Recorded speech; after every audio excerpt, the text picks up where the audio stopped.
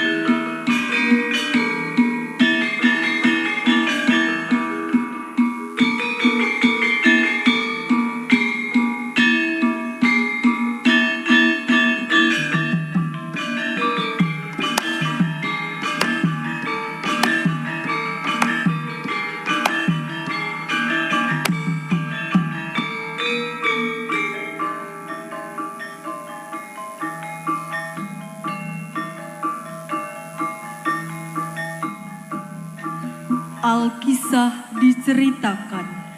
Pada tahun Saka 1336 tersebutlah beberapa keluarga Cempa atau Cina yang ahli membuat gula tebu berpindah dari Banjar Melati untuk mencari pemukiman baru. Sampailah mereka ke sebuah tempat yang menurutnya cocok untuk bermukim dan melanjutkan pembuatan gula tebu. Di tempat baru, mereka bercocok tanam tebu, namun selalu gagal. Banyak gangguan dan rintangan yang mereka hadapi. Atas petunjuk Nini Ampu yang merupakan sesepuh dan ketua adat saat itu, mereka harus semedi dan mengadakan ritual meminta petunjuk Sang Widi. Bagaimana kelanjutan ceritanya? Saksikan drama tari Ngerembang Sakawit oleh Sanggar Seni Galuh Ajeng Kabupaten Rembang, Jawa Tengah. Koreografer Grahita Purwanda Sinta, komposer Aditya Bayu Setiaji, sutradara Wahyu Brimana. Hadirin sekalian, selamat menyaksikan.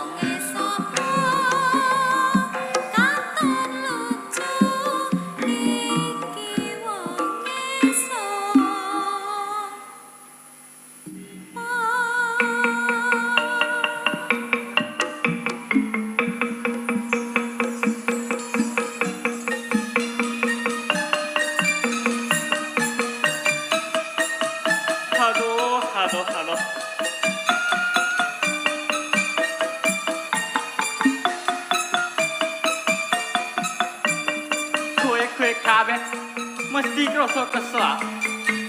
Isen pengen leren, apa pengen mlaku maneh? Kesel ya kok.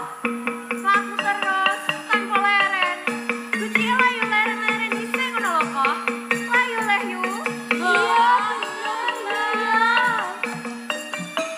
Hanya pancen bener ah.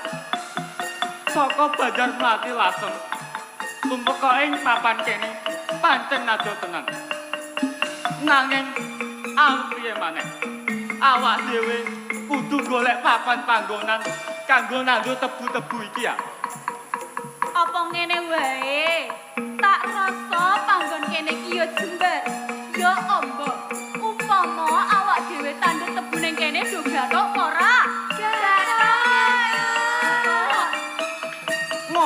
kena. Awak dhewe kudu nandur tebu sak akeh-akeh. Kowe kabeh kena nandur saiki ya. Aja lali diopeni, lan aja lali ditiliki. Mbok menawa wis wayahe panen. Nek ngono, ayo saiki padha tandur ayo. Ayo.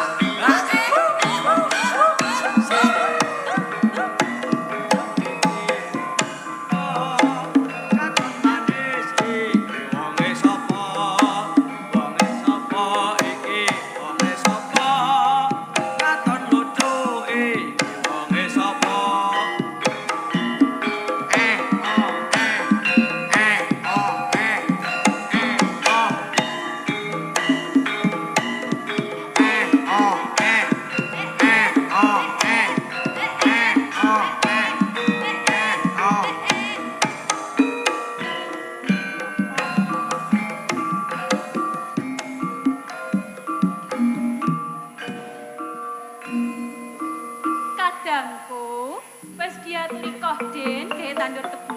Becike awak dhewe tandur saiki ayo. Ayo.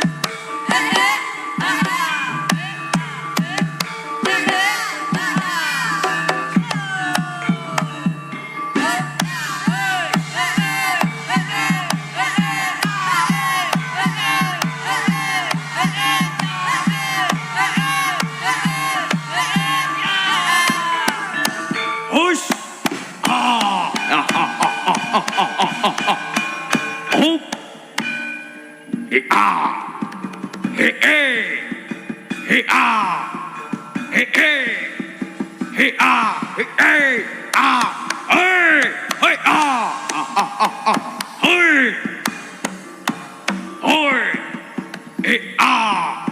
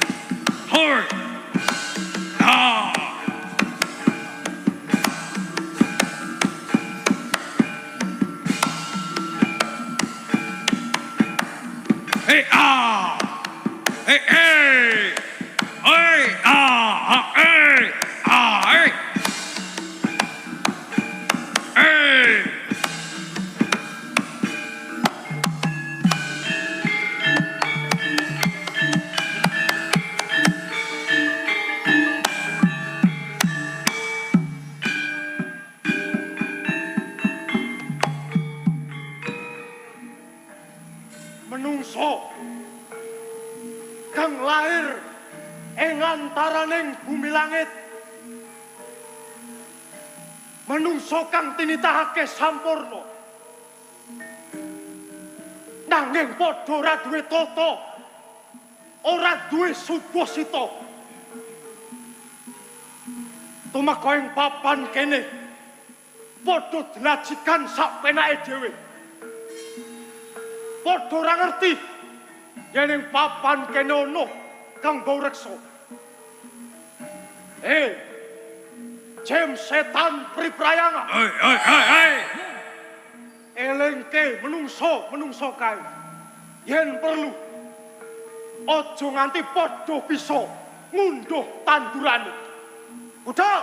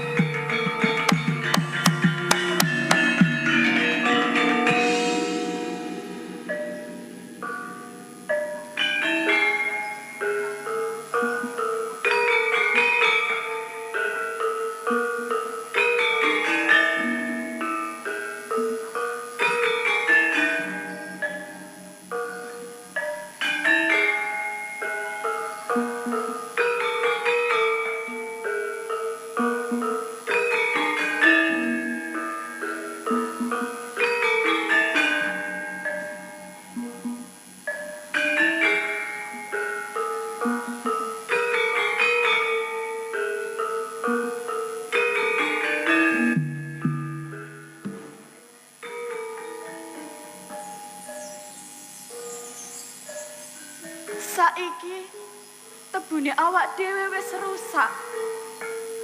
Wis alum. Mongko saben dina wis diopeni. Wis direksa kanthi apik. Nanging kok malah saiki rusak banjur kepiye? Aku dhewe yo kaget yo. Saben dina kaya-kaya ora ngerti gawe. Mong mergo ngopeni tebu. Yen kaya ngene terus, apa ya kelakon gawene tebu? Aku gelo rasane. Ora mung sampean dhewe yo. Kabeh wae yo mesti gelo. Direwangi ado-ado saka Banjarmati. Njur nandur tebu ning kene. Nanging wae ora kaya sing dikarepke. Mengko delok maneh wis ngancik wancine ngrembang. Yen kaya ngene arep njaluk tulung karo sapa?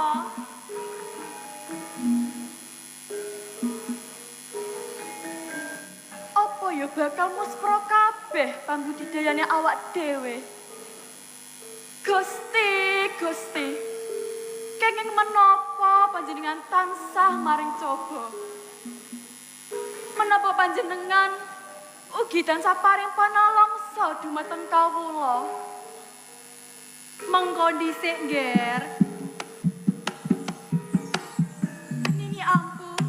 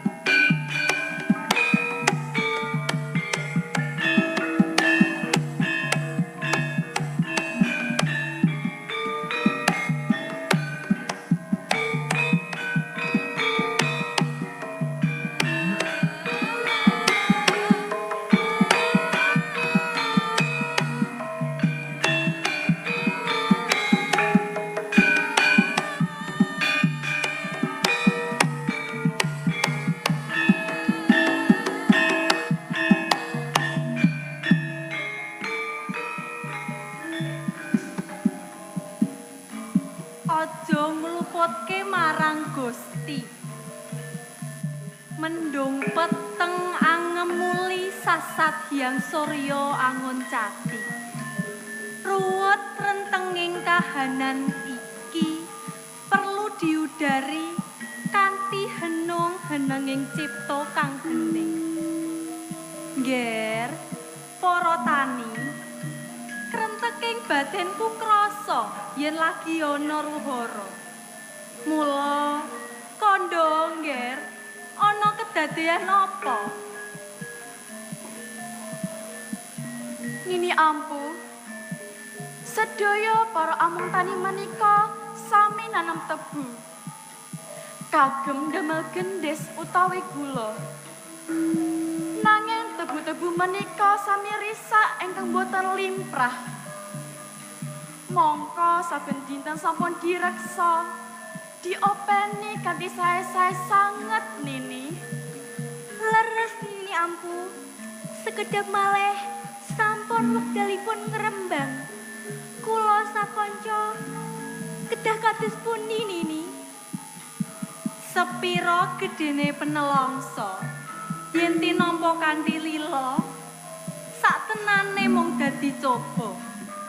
Menungso aja padha lali marang sangkan paraning dumadi.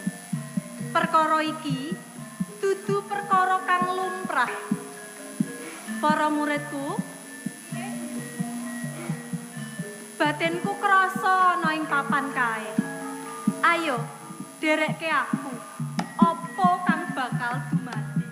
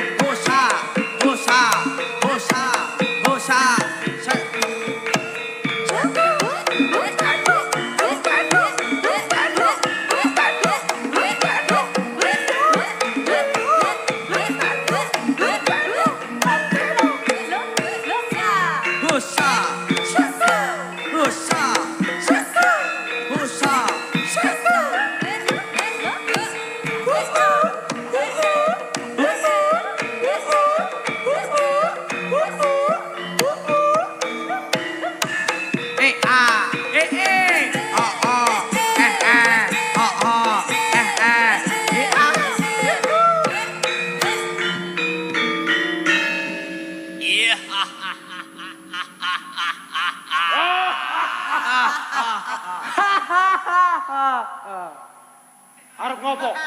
Melu guyu, Lek. Arep ngopo? Melu guyu. Melu guyu. Heeh. Melu guyu kudune bareng kaya kancane.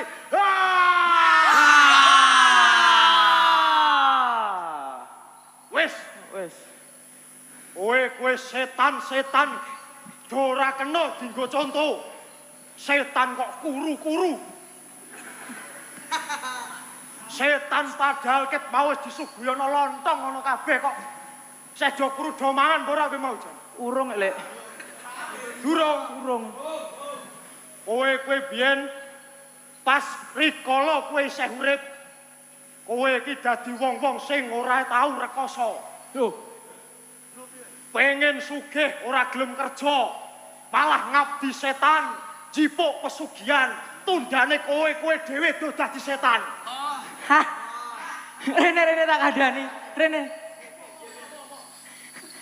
Lagi tumo niki. Apa? Setan kok ngandani setan. Nggih. Wonge krungu. Nggih.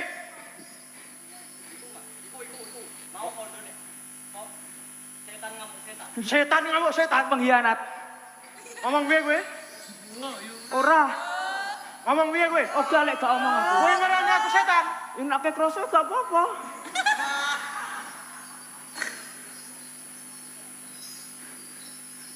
Apa? Apa? Ora. Kowe ning kene aja macem-macem. Ning kene iki ana tamu luhur.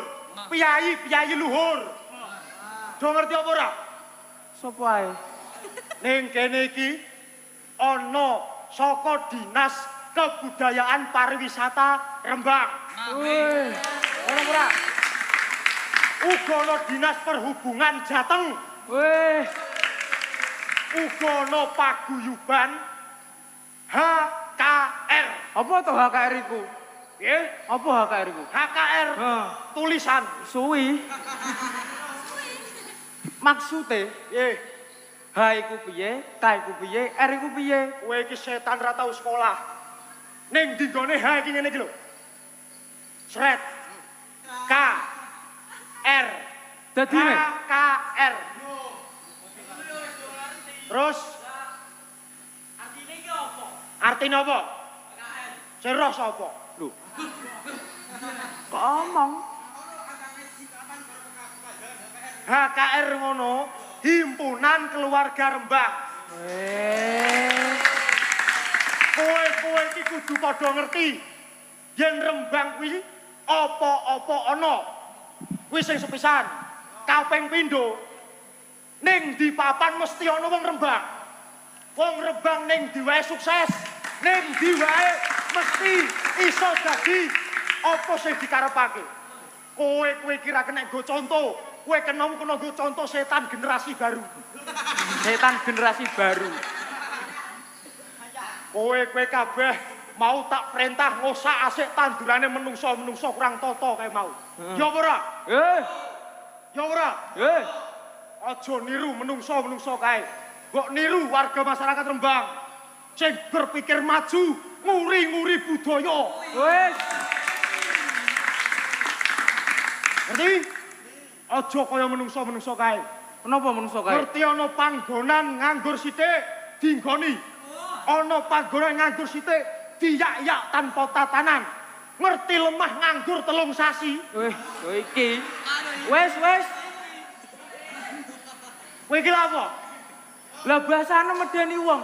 Apa? Kok medeni piye to? Ana lemah nganggur 3 sasi, dicubleki omah. Cubluk ki omah, rumah Akhire saku. kowe karo aku ora duwe papan, ora duwe panggonan. Ngerti ora? Ini ngomong.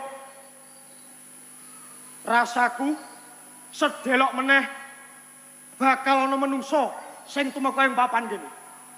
Kula ora mawas sapa wae sing tumeka ing papan kene. Tak pasrahke kowe lan kowe kabeh, ngerti? Tidak ke? Tidak ke?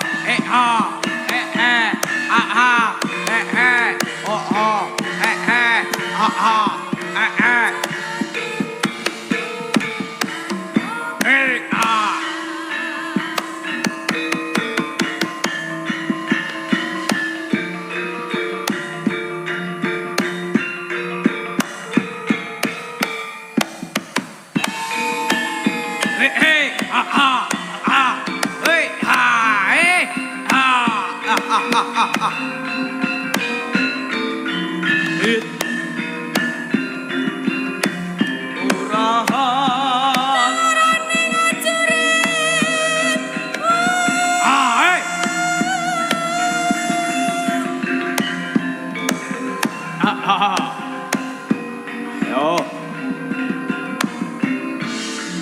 Ritu mawur mangawur awur ora.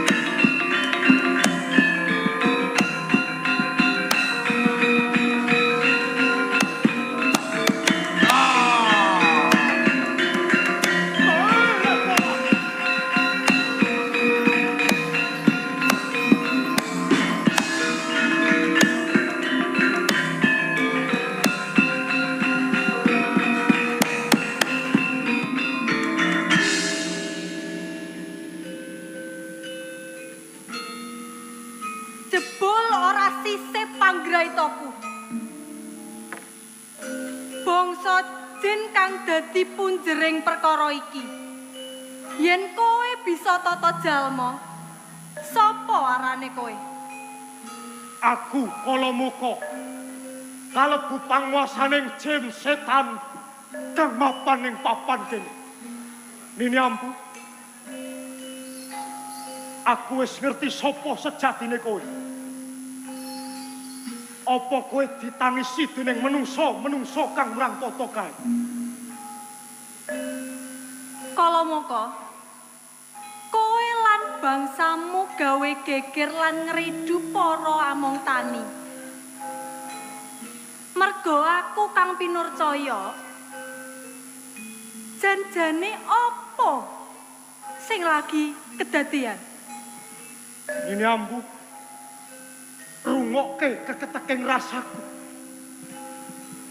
Sadurunge menungso kae mapan ning papan kene. Para leluhur minangka cikal bakal dumadine papan iki. Kang luwih dhisik ngreksa ing papan kene. Nanging tekane menungso kae ora kanthi becik. Wekasan tumindak sakarepe dhewe.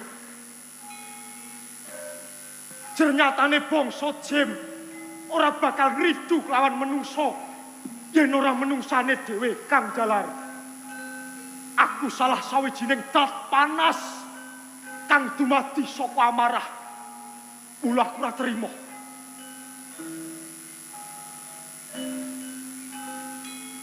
Kalamuka, bangsa menungso lan bangsa jin kuwi beda alam. Ora ana lupute, kabeh urip sesandingan. Yen kowe ngluputake para tani, aku kang njaluk pangapura. Dimen para tani bisa mergawe kanthi becik lan kowe bangsa-bangsamu iso urip tentrem ayem ning alammu dhewe. Saka panemumu kepiye? Waton menungso bisa nggunakake tata marang saking tumindake. Ora ngowah-ngowahi adat tinggalaning leluhur. Lan para mung tani kudu ngerti tata cara kang becik. Wiwit saka miwiti nandur nganti tekane mancing unduh. Cawisake uga rampih lan piranti wujud sesaji. Umbul donga lan puja hastungkara manut kapitayane dhewe-dhewe. Nanging menungso aja kleru tampa. Sejatine sarana kabeh kuwi mau dudu kanggo aku. Dudu kanggo bangsaning jin, dudu kanggo nyembah kayu watu. Nanging kuwi mujudake syukur mring kang nitahake lan hormat marang leluhur. Tebu kae tenane ora rusak. Mergo saka dayaning gaib panyawange menungso tak mingerake. Lan waton menungso bisa ngugemi adat budaya tinggalaning para leluhur.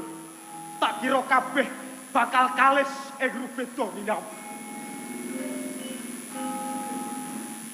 Menungso lan bangsa jin kuwi padha-padha makluke Gusti kang ngakarya jagat. Kabeh urip sesandingan ning alame dhewe-dhewe. Aja ganggu para putuku. Para menungso. Lan menungso ora bakal ganggu kowe lan bangsamu ning alammu. Urip sesandingan ngurmati ning alame dhewe-dhewe. Perkara iki wis dadi tanggung jawabku. Tak wujuti kabeh saranane. Aja ana sing ngingkari sumpah iki. Yen kowe lan bangsamu ngingkari sumpah iki, aku bakal njaluk pitulungan Gustiku kang ngakarya jagat. Kala moko, Ini ampun. saiki baliya ning alammu dhewe. Uripa tentrem ayem sesandingan ngurmati para menungso lan para bangsa gaib. Tak ugemi sak kabeh tembungmu ini ampun. Jim setan priprayangan. Hei. Saiki wis ora usah padha ganggu lan ngridu para menungso. Baliya ing alammu dhewe-dhewe urip sesandingan karo menungso. Bali.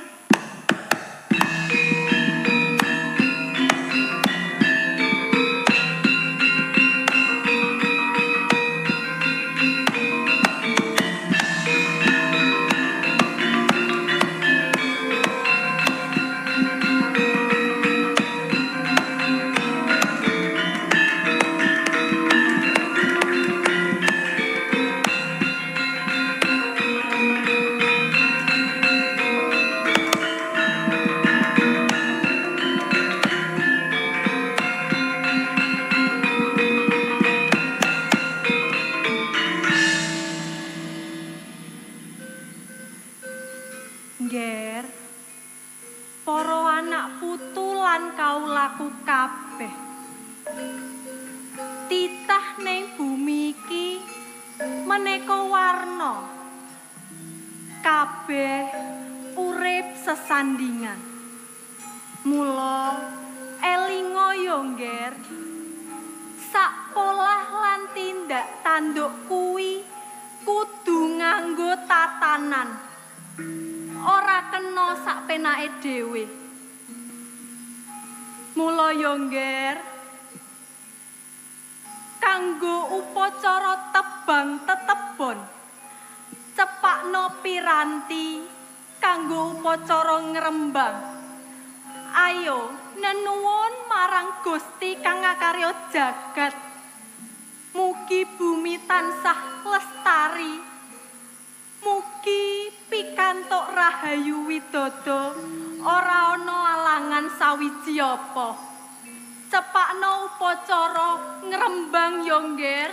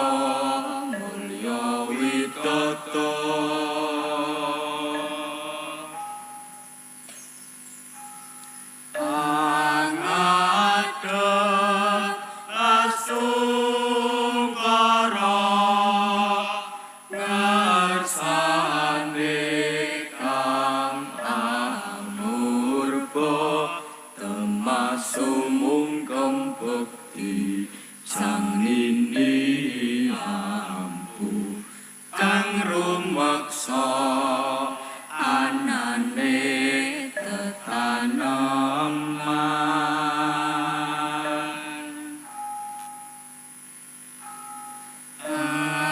angadep asungkara barsane kang maha kuwasa puji syukur ning Gusti tetanen tebu kang rembaka dadiya mulya widodo